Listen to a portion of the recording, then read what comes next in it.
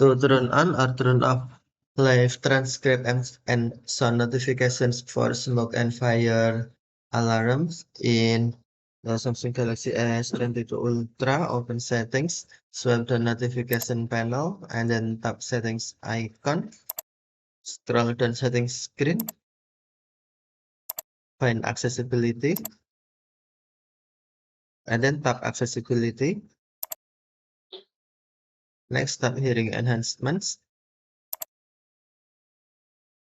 and then tap sound notifications. Tap open sound notifications,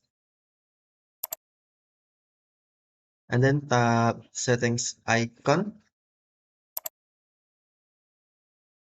Select sound types. Scroll down the screen. Tap notification categories. And then on smoke and fire alarms, tap switch until blue to turn on, or tap switch until gray to turn off. Or tap smoke and fire alarm menu. And then tap allow notification switch until blue to turn on, or tap switch until gray to turn off. Okay, thank you for watching. Have a nice day.